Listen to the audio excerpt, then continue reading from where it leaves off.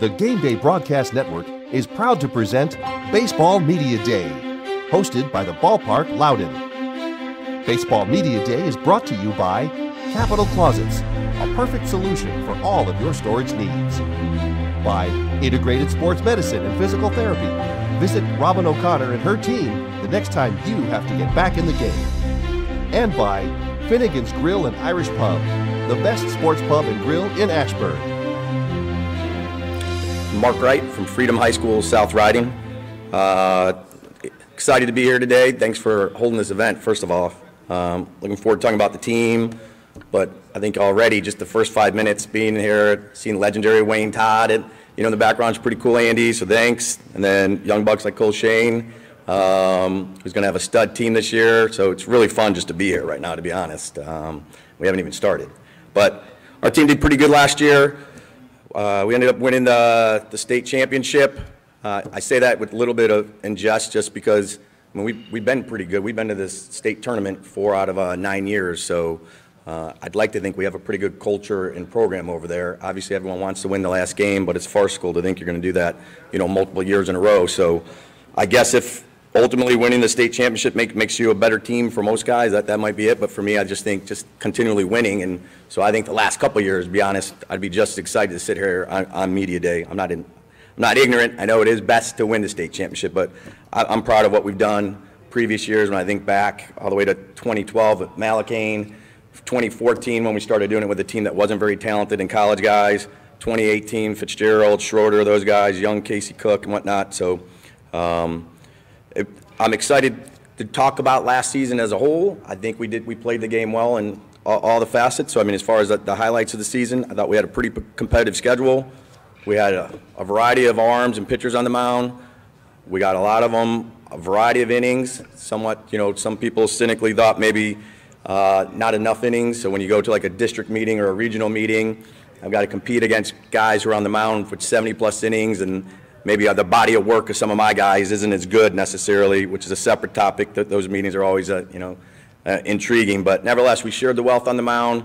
I thought we played a really good defense. We had the benefit of at the end of the year, or just end of all games, we usually subbed a lot for some of our better defensive guys, so I think people thought we had a lot of arms, but we had a lot of good defenders, which I think was great for us.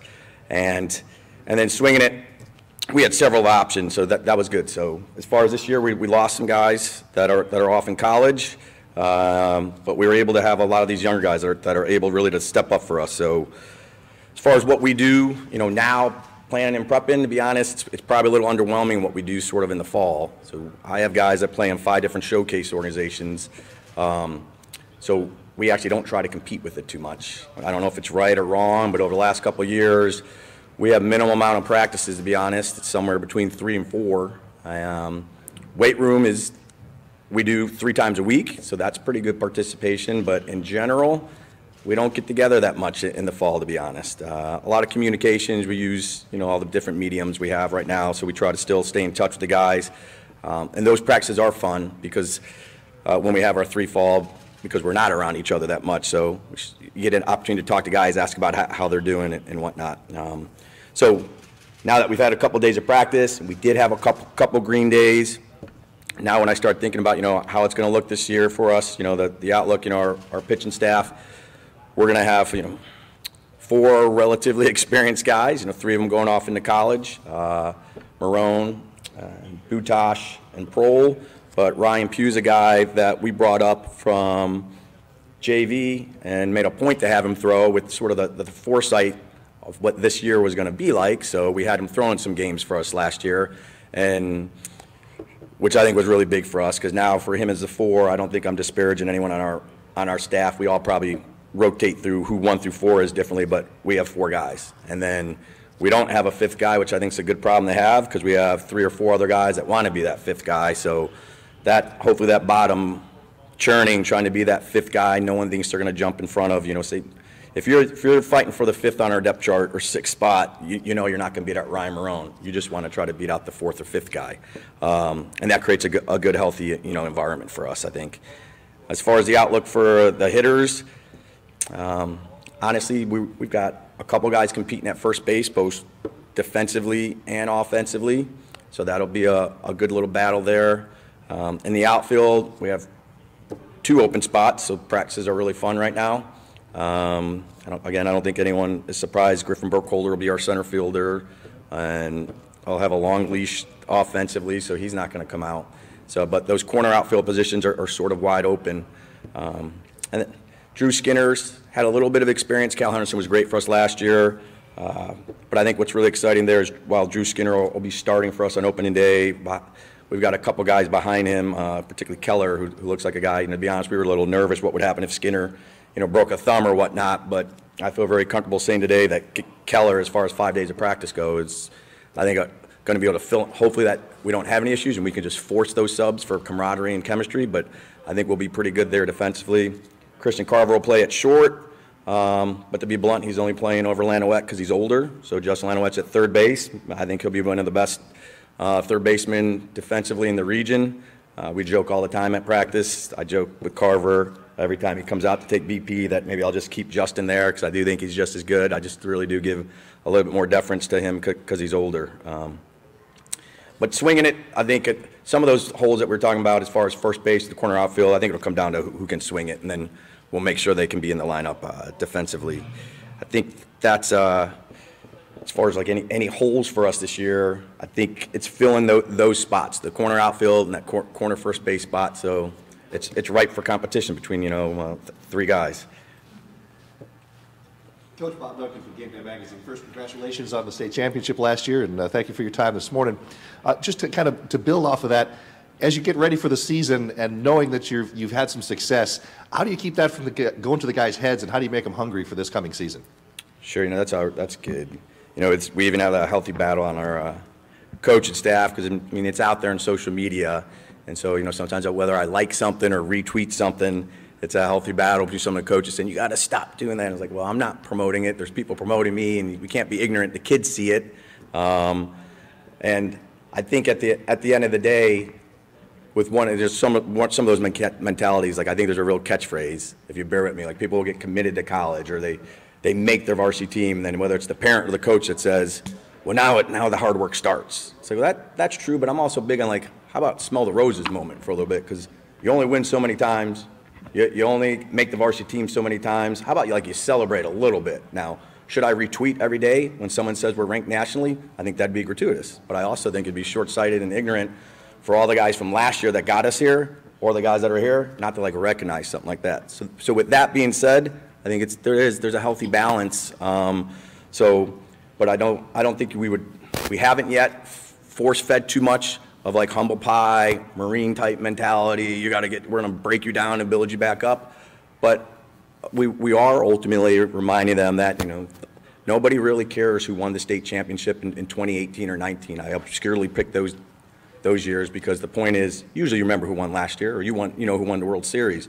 But 2 or 3 years ago you don't remember. Just like most people don't remember who won Williamsport in Little League 2 or 3. It's always the last year's team. So at the end of the day, what we do this year will be basically set the precedent for us. So we're Team 19, the 19th team in Freedom history. And I told everybody unequivocally, if Zach Newell asked me who's my favorite team, he was an all-state player, he coached with us. Team 19 is my favorite team. I'm in the moment right now. This is the only team that matters to me. Now, when the season ends, if you want to catch me out at Social House and ask me to compare a year, sure, but unequivocally, this is my favorite team of all time. Coach George Kalsa from Gameday Magazine. Baseball fans sometimes overlook the importance of catching the ball, throwing it accurately, and to the right base. How do you teach that, and how important is that in your philosophy of teaching baseball? It's actually a really good question, because I would imagine most youth coaches, if they came to our first 35 or 40 minutes of practice, would probably be shocked at how much time we put in the catch play. So on the front end, we actually just finished. So we micromanage everything on the front end. Dynamic stretching, the kids don't lead. We lead it. Throwing program, the kids don't lead it. We lead it. Catch play, they don't lead it. We lead it.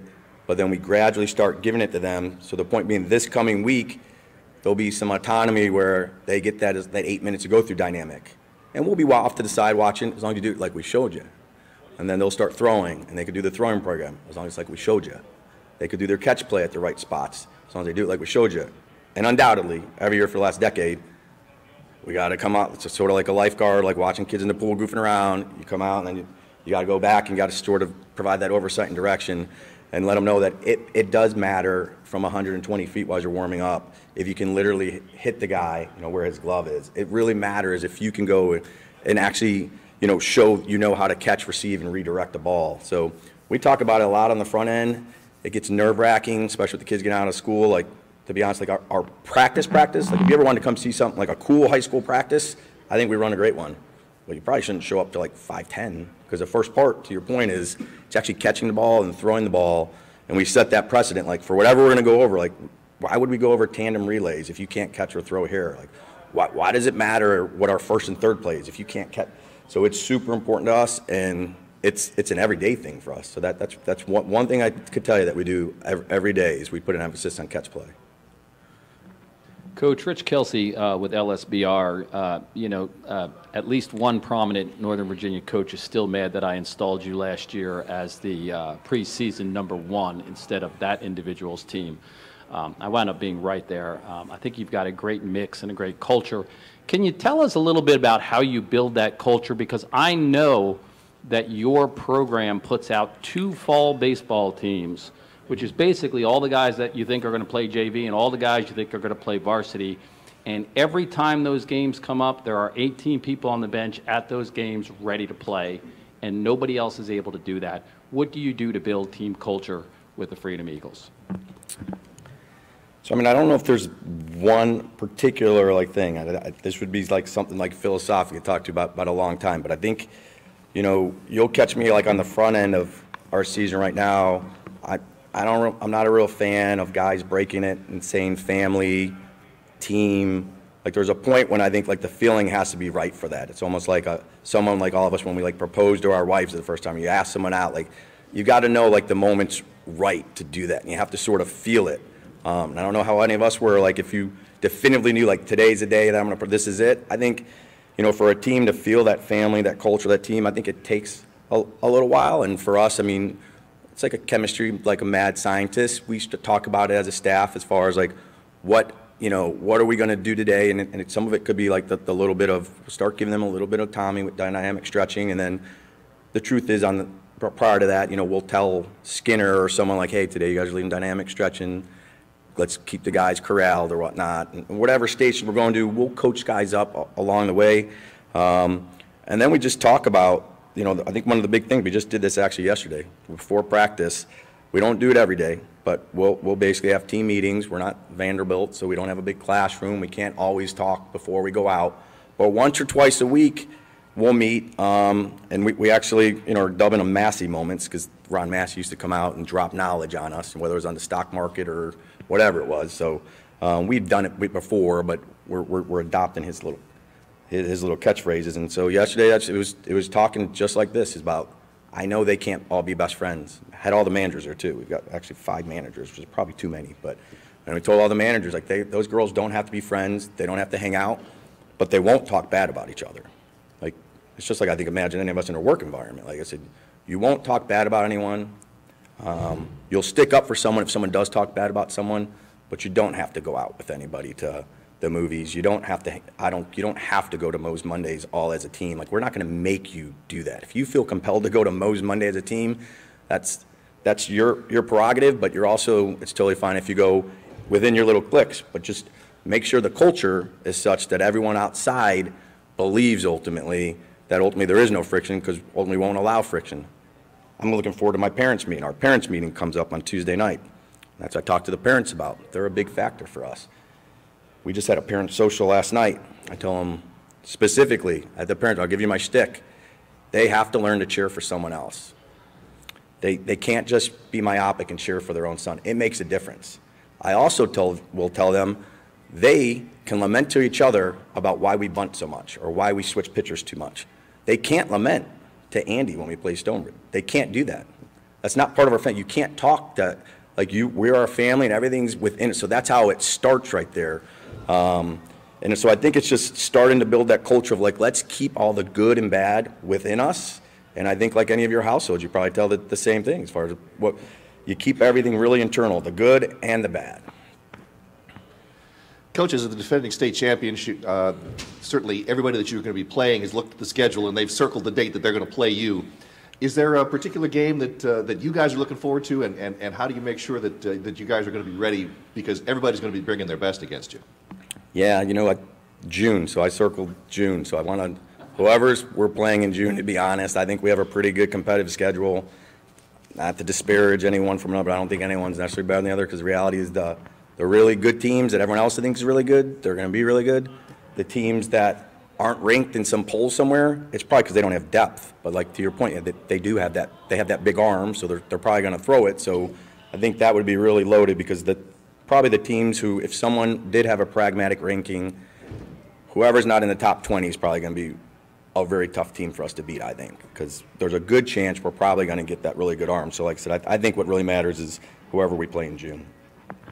Coach, when you're involved with a high school baseball season, it's like game 15, 16 comes and go. We just got started.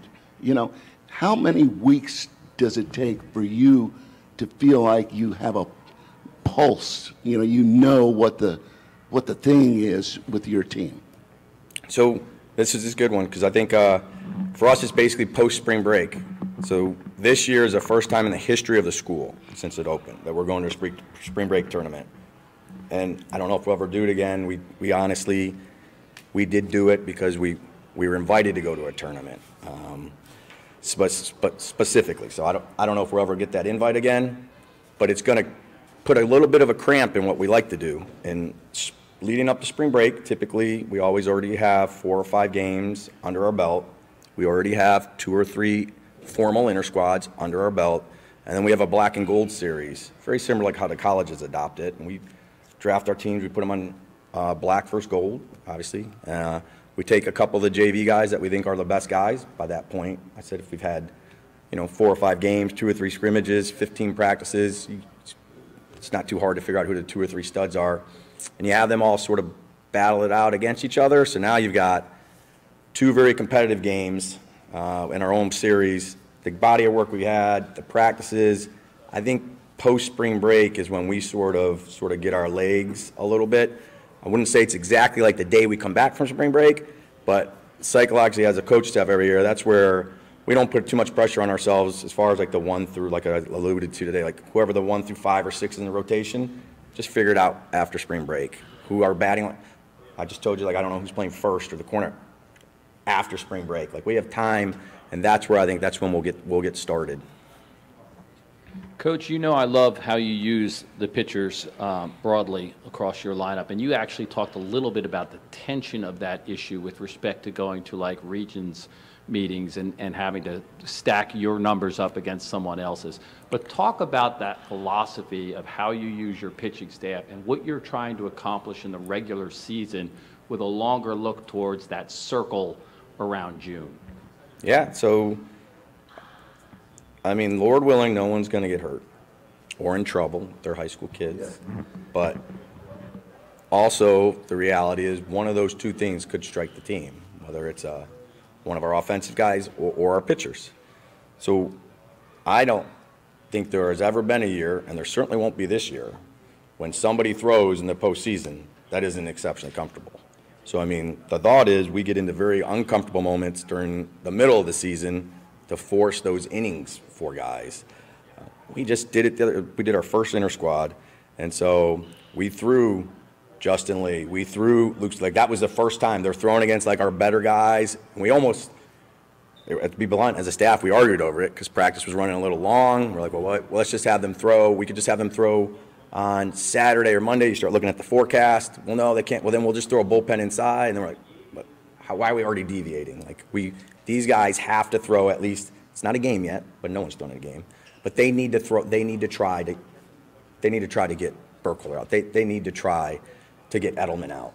So we put them up there in that moment right there. And as one would suspect, those 2 guys didn't fare as well as the other guys. It was their first time. I mean, but you start fast forwarding that, and then you start inserting them into game moments. No moment would be too big. I mean, any kid's gonna have more pressure. I mean, if you're Ryan Marone and you've already thrown in 8 or 9 games and you're throwing in districts as opposed to one of the other gentleman I mentioned, Stratford or Lee, and you've only thrown in 2 or 3. The point is, you've been there and you've done it, and you've done a bunch of inter-squad. So it all just builds up to, sort of the pessimist or cynic in us that we think if things go bad, our plan B is going to be pretty rock solid. Coach, again, congratulations on the state championship last year. Appreciate you coming, and good luck to the Eagles this year. Thanks, appreciate that.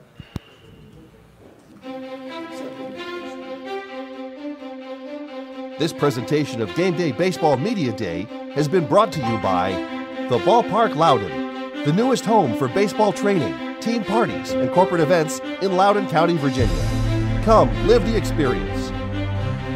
To watch more of Game Day Baseball Media Day, visit the Game Day Nation Facebook page at facebook.com/Game Day Broadcast and on Twitter at GBN Mobile.